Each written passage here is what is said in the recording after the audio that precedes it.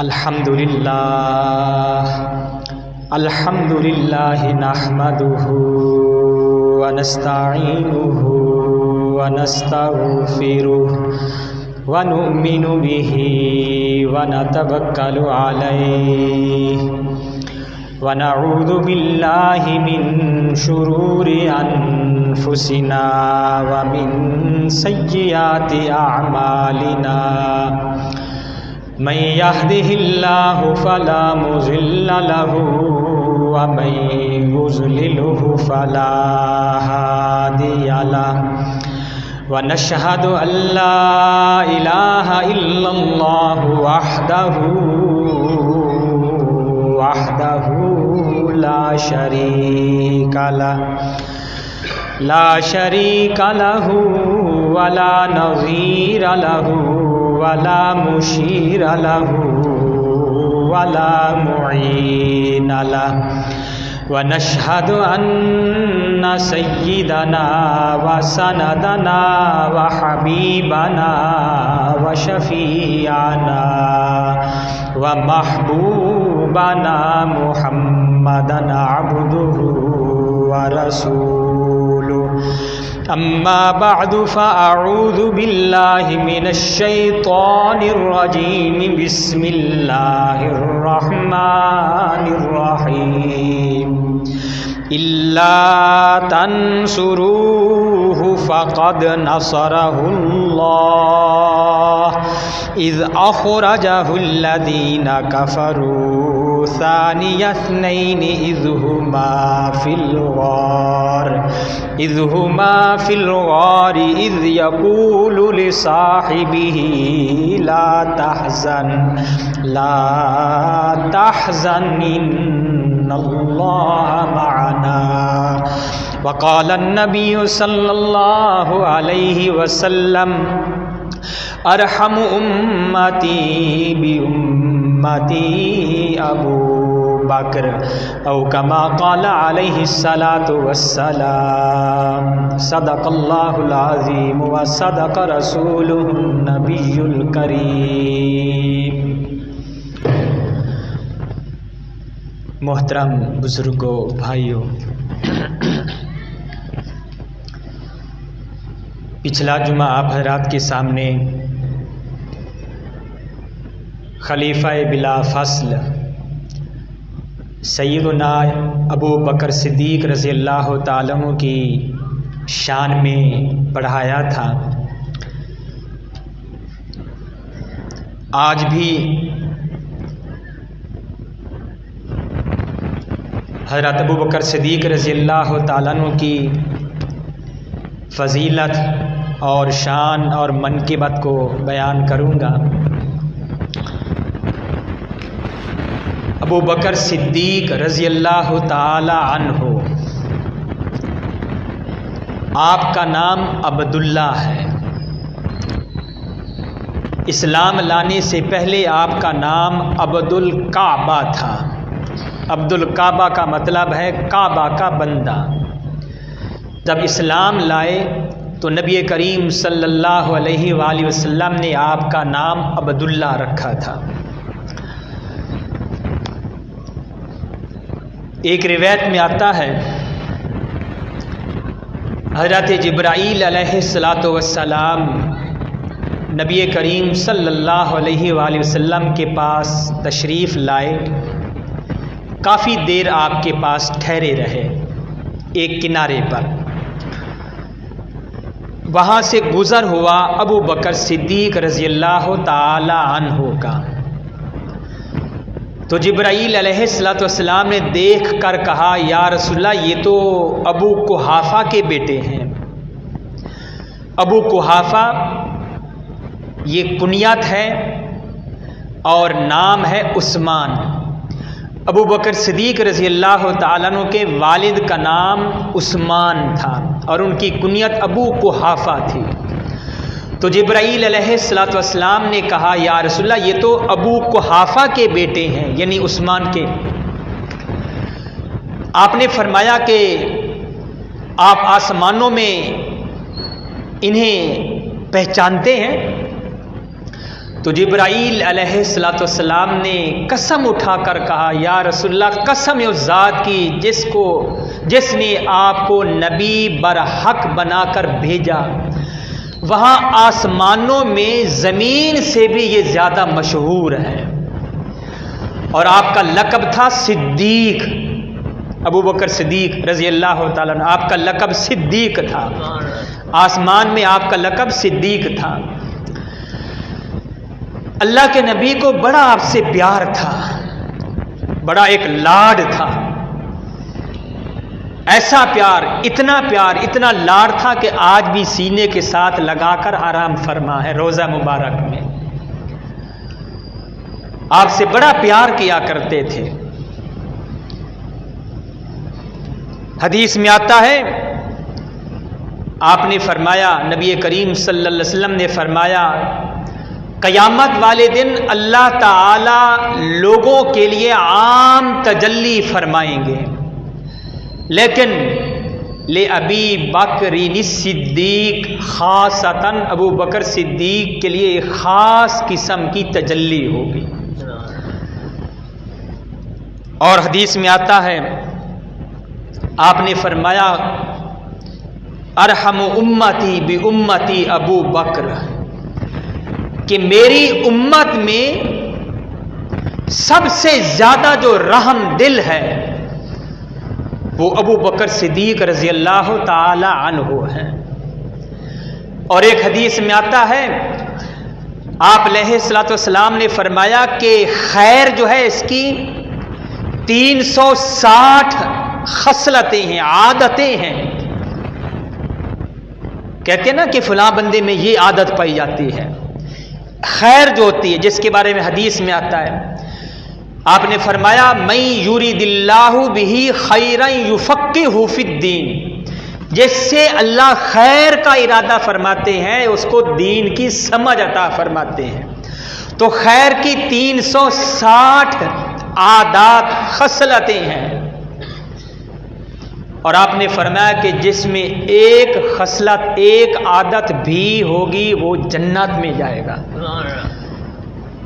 ابو بکر صدیق رضی اللہ تعالیٰ عنہ ساتھ بیٹھے ہوئے تھے، کہا یا رسول اللہ ان خصلتوں میں سے، ان عادتوں میں سے کیا میرے اندر بھی کوئی عادت، خصلت، وہ وصف پایا جاتا ہے یا نہیں؟ پیارے نبی کریم صلی اللہ علیہ وسلم نے فرمایا ہنی اللہ کا ابا بکر، اے ابو بکر آپ کو مبارک ہو کہ خیر کی ساری خصلتیں، عادتیں 360 وہ ساری کی ساری آپ کے اندر موجود ہیں، آپ کے اندر پائی جاتی ہیں۔ یہ آپ کا مقام، آپ کا مرتبہ، آپ کی شان تھی۔ سوال کیا گیا یا رسول اللہ ہر ایک کے لیے جنت کے دروازے مختص ہیں، نماز پڑھنے والوں کے لیے الگ دروازہ ہے جس سے وہ جنت میں داخل ہوگا، روزے رکھنے والوں کے لیے الگ دروازہ ہے، بیت الصائم، باب الصائم، روزے داروں کے لیے وہ دروازہ جو ہوگا وہ وہاں سے گزر کر جنت میں داخل ہوں گے، صدقہ خیرات کرنے والوں کے لیے الگ دروازہ ہوگا، ہر ایک کے لیے الگ الگ دروازہ ہوگا۔ جنت کے 8 دروازے ہیں، جہنم کے 7، جنت کے 8۔ یہ اللہ کی رحمت ہے کہ جنت کے زیادہ دروازے ہیں، جہنم کے تھوڑے ہیں۔ تو کہا یا رسول اللہ کوئی ایسا بھی انسان ہے، ایسا بھی شخص ہے کہ جو 8 کے 8 دروازوں سے داخل ہوگا؟ آپ نے فرمایا ابو بکر ارجو ان تکون منہم، مجھے امید ہے، امید کا مطلب یہاں پر یقین، نبی بول رہے ہیں کہ مجھے یقین ہے کہ تو ان میں سے ہے، تو وہ انسان ہے، وہ شخص ہے کہ جس کو جنت کے 8 دروازوں سے پکارا جائے گا، بلایا جائے گا۔ یہ ابو بکر صدیق رضی اللہ تعالی عنہ ہے۔ ایک مرتبہ نبی کریم صلی اللہ علیہ وسلم تشریف لائے مسجد میں، صحابہ بھی موجود تھے، آپ نے ارشاد فرمایا کہ من اصبح منکم الیوم صائما، آج تم میں سے کون آدمی روزے کے ساتھ ہے؟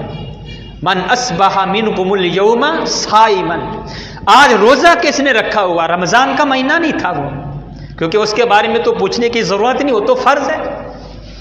یہ رمضان مبارک کے مہینے سے ہٹ کر عام دن تھے۔ آپ نے فرمایا کہ تم میں سے کون ہے جو روزے کے ساتھ ہے، جس نے روزہ رکھا ہوا؟ سارے خاموش۔ ابو بکر کھڑے ہوئے، کہا یا رسول اللہ میں روزے کے ساتھ ہوں۔ آپ نے فرمایا بیٹھ جاؤ۔ پھر آپ نے سوال کیا من اتبع منکم الجنازۃ، کہ تم میں سے کون آدمی ہے جو جنازے کے ساتھ قبرستان بھی گیا ہو؟ سارے صحابہ بیٹھے ہیں۔ ابو بکر صدیق رضی اللہ تعالیٰ عنہ کھڑے ہوئے، کہا یا رسول اللہ میں ہوں، میں ابھی جنازہ پڑھ کر قبرستان سے ہو کر آ رہا ہوں۔ پھر آپ نے سوال کیا من اطعم منکم الیوم مسکینا، کہ تم میں سے کون وہ آدمی ہے جس نے غریب آدمی کو، مسکین کو کھانا کھلایا ہو، محتاج کو کھانا کھلایا ہو؟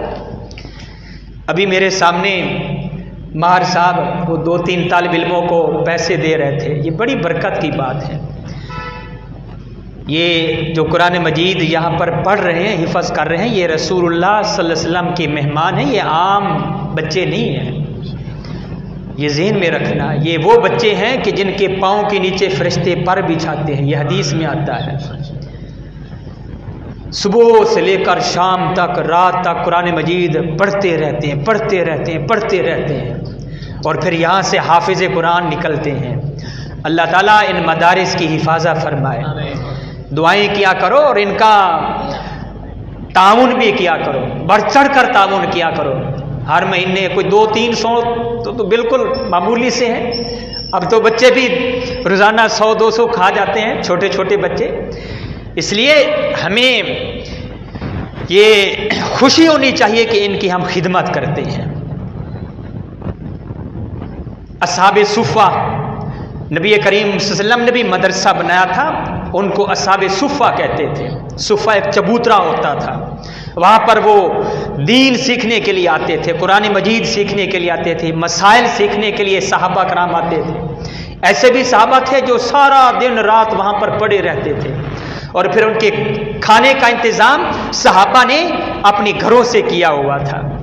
تو یہ بڑی خوش قسمتی ہے، خوش نصیبی ہے کہ ہم ان کا بچوں کا تعاون کرتے ہیں۔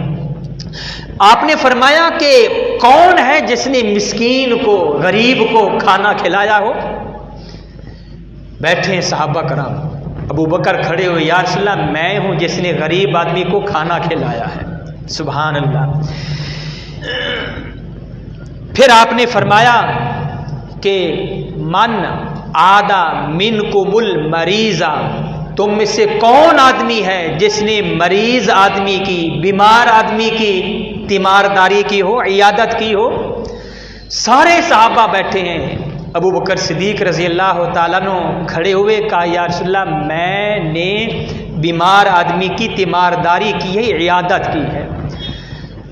آپ نے فرمایا کہ جو یہ کام کرے گا کل قیامت والے دن 8 دروازوں سے اس کو بلایا جائے گا۔ کتنی زیادہ یہ فضیلت ہے۔ مریض آدمی اڑوس پڑوس میں، پڑوسیوں میں دیکھا کرو، رشتہ داروں میں اگر کوئی بیمار ہیں ان کی تیمارداری کیا کرو۔ حدیث شریف میں آتا ہے، آپ نے فرمایا جو صبح کے وقت بیمار آدمی کو پوچھنے کے لیے آتا ہے، صرف پوچھنے کے لیے آتا ہے کیا حال ہے، اب آپ کی طبیعت کیسی ہے، اور اس کو دعا دے دیتا ہے کہ اللہ تعالیٰ آپ کو صحت عطا فرمائے، شفا عطا فرمائے۔ صبح کے وقت جو تیمارداری کرتا ہے، عیادت کرتا ہے، شام تک 70,000 فرشتے اس کے لیے بخشش کی دعا کرتے رہتے ہیں۔ کتنی زیادہ فضیلت ہے۔ اور جو شام کے وقت تیمارداری کرتا ہے، بیمار آدمی کو پوچھنے جاتا ہے، تو ساری رات صبح تک فرشتے 70,000 فرشتے اس کے لیے مغفرت کی، بخشش کی دعا کرتے رہتے ہیں۔ یہ ہمارے لیے یہ چھوٹے چھوٹے اعمال، حقیقت میں یہ چھوٹے اعمال نہیں ہیں، بہت بڑے یہ اعمال ہیں، لیکن ہم وہ اس کی طرف ہماری توجہ بھی نہیں ہوتی، خیال بھی نہیں ہوتا۔ اس لیے بیمار کی عیادت کرنا، اس کو پوچھنا جا کر، یہ نبی کی سنت ہے۔ مجھے واقعہ یاد آیا، ابو جہل ازلی آپ کا دشمن تھا، بڑا پڑھا لکھا ہوا تھا، لیکن چونکہ دین نہیں تھا تو نبی کریم صلی اللہ علیہ وسلم نے اس کو لقب دیا ابو جہل، جہالت کا بھی باپ۔ دین نہیں تھا اس میں، آپ پر ایمان نہ لایا، کافر تھا، بیمار پڑ گیا، بیمار تھا نہیں حقیقت میں، بیمار بن کر لیٹ گیا، بستر پر لیٹ گیا۔ نبی کی عادت تھی وہ تیمارداری کیا کرتے تھے نبی کریم صلی اللہ علیہ وسلم کی۔ آپ کو جب پتہ چلا پوچھنے کے لیے گئے، اور اس نے یہ کیا ہوا تھا کہ گھر کا جو دروازہ جو تھا چار دیواری کا، اس کے ساتھ سامنے ایک گڑھا کھودا ہوا تھا، کنواں جسے کہتے ہیں، اور اس کے اوپر کچی پاٹ کی وہ چھت اس نے ڈال دی تھی، کانے وغیرہ اس طرح کی وہ تھی، یا جو بھی تھی کچی پاٹ چھت تھی، تاکہ نبی لوگوں کا، مسلمانوں کا نبی جو ہے محمد صلی اللہ علیہ وسلم جب آئے گا اور اس میں ان کو پتہ نہیں، اس میں گر کر وہ الیاذ باللہ نعوذ باللہ وہ ہلاک ہو جائیں گے، یہ اس کا یہ ارادہ تھا۔ تو آپ تشریف لا رہے ہیں پوچھنے کے لیے کافر کو۔ اصل جو میں آپ کو بتانا چاہتا ہوں، تیمارداری کرنا، مسلمان تو مسلمان ہے۔ پھر جبرائیل علیہ السلام کو اللہ نے بھیجا کہ جا کر بتاؤ کہ اس نے یہ پلانیں کی ہے، اس لیے یہیں سے واپس جاؤ۔ آئے جبرائیل علیہ السلام اور آ کر خبر دی، بتلایا، آپ وہیں سے واپس چلے گئے۔ وہ دیکھ رہا تھا، ابو جہل لیٹا ہوا تھا، وہ دیکھ رہا تھا۔ جب دیکھا کہ مسلمانوں کا نبی تو واپس جا رہا، آگے آیا ہی نہیں، تو بھاگا، اور جب تیزی سے بھاگا تو خود اس نے گڑھا جو کھودا ہوا تھا، کنواں جو کھودا ہوا تھا، خود اس میں گرا اور نکل نہ سکا۔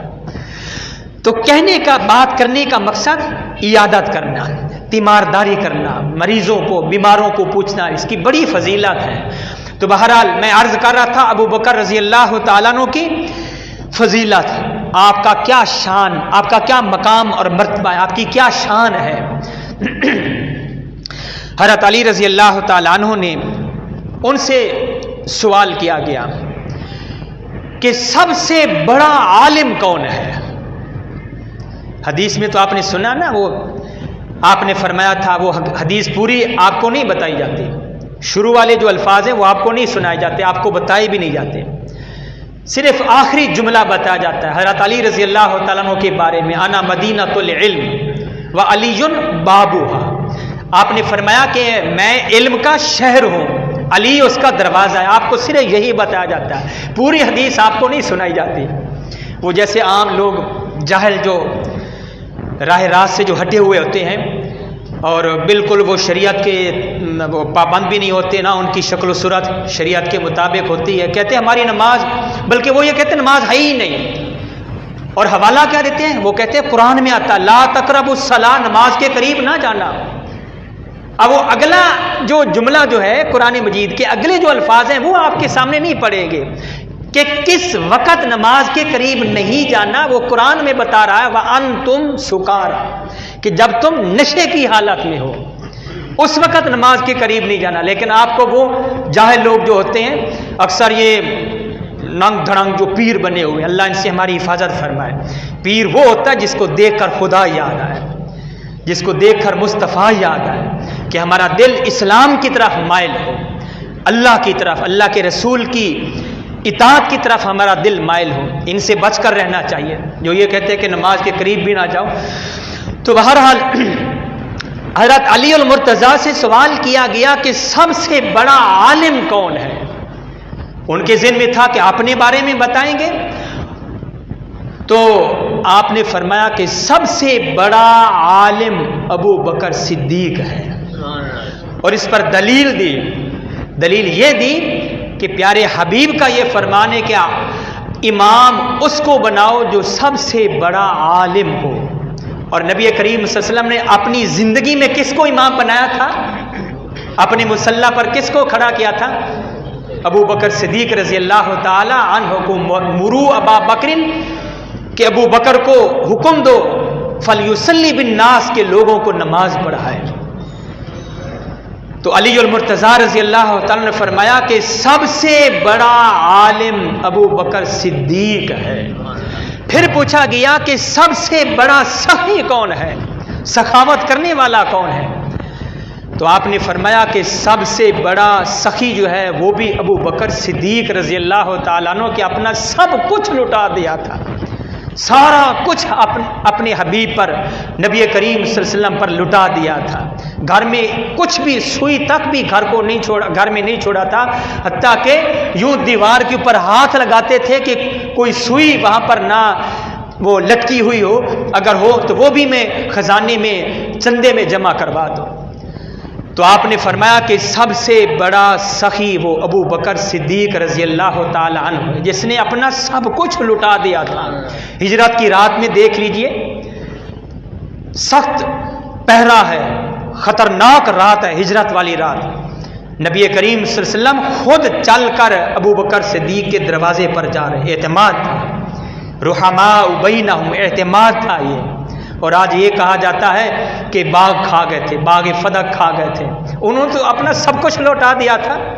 باغ فدق کے بارے میں یہ ذہن میں رکھنا چاہیے، حدیث میں آتا ہے اللہ کے نبی نے فرمایا انبیاء جو ہوتے ہیں ان کی کوئی میراث نہیں ہوتی، وہ میراث چھوڑ کر درہم دینار چھوڑ کر نہیں جاتے. اس لیے باغ فدق جو تھا وہ بیت المال کا حصہ تھا. وہ جب آپ کے پاس بی بی فاطمہ تو زہرا رضی اللہ تعالیٰ عنہ آئی تھی، آپ نے یہ حدیث سنائی تو وہ واپس چلی گئی خوشی خوشی. یہ آپ کو دھوکہ دیا جاتا ہے کہ انہوں نے یہ کیا وہ کیا.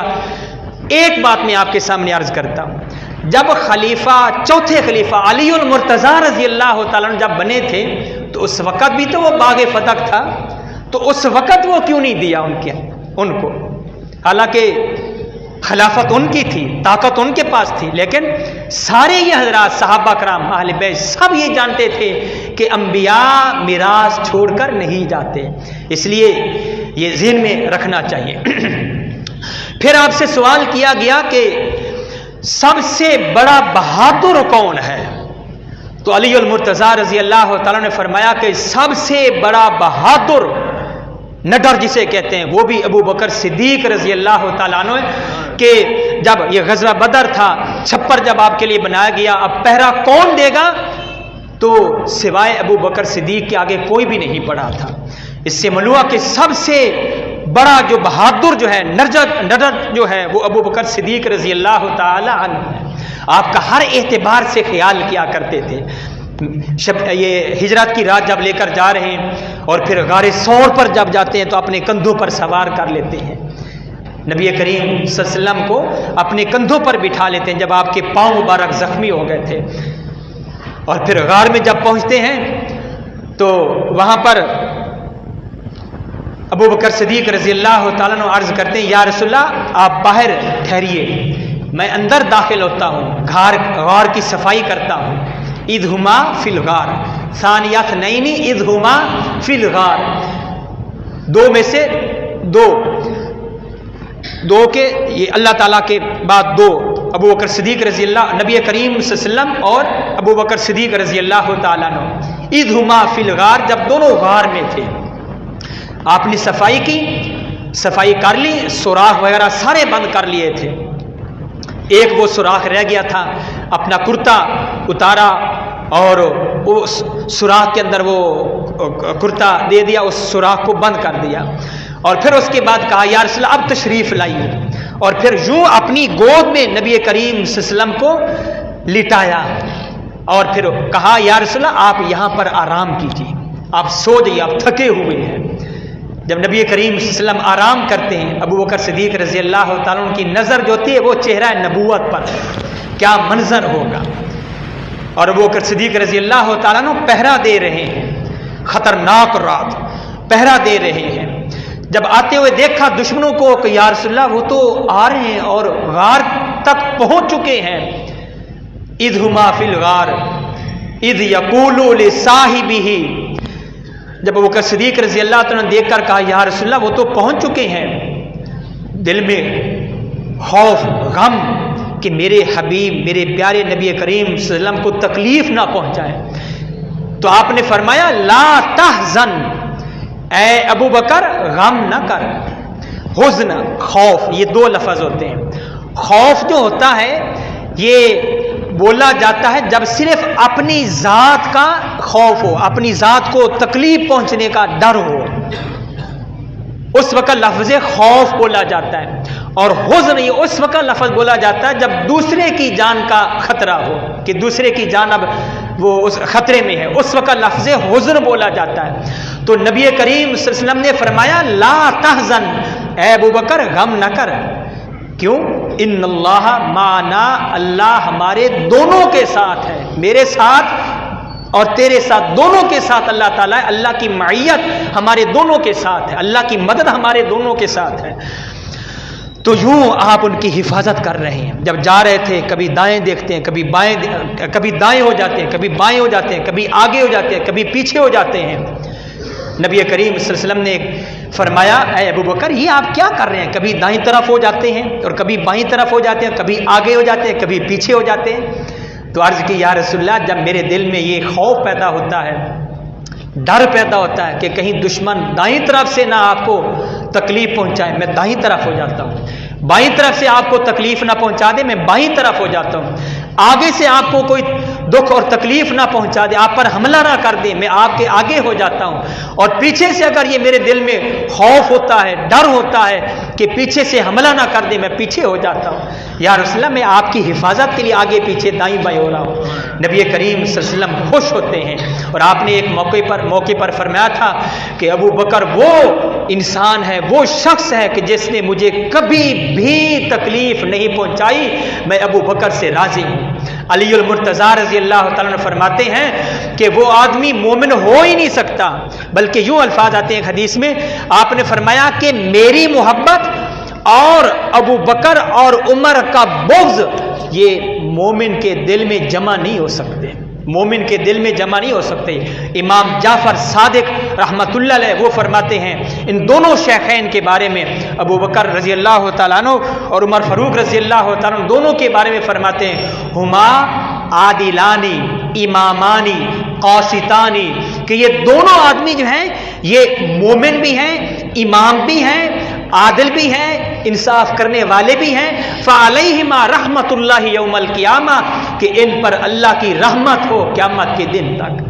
یہ امام جعفر صادق رحمت اللہ علیہ فرما رہے ہیں. اور علی المرتضیٰ رضی اللہ تعالیٰ سے اور بھی بہت ساری روایات منقول ہیں، انشاءاللہ وہ پھر کسی موقع پر میں آپ کے سامنے عرض کروں گا. تو بہرحال آج میں نے آپ کے سامنے خلیفہ اول سیدنا ابو بکر صدیق رضی اللہ تعالیٰ کی فضائل اور ان کے مناقب اور ان کی شان کے حوالے سے کچھ عرض کیا. اللہ تعالی ہمارے دلوں میں تمام صحابہ کرام اور اہل بیت سب کی محبت، پوری کامل محبت دلوں میں پیدا فرمائے. اللہ ہمیں عمل کرنے کی توفیق عطا فرمائے.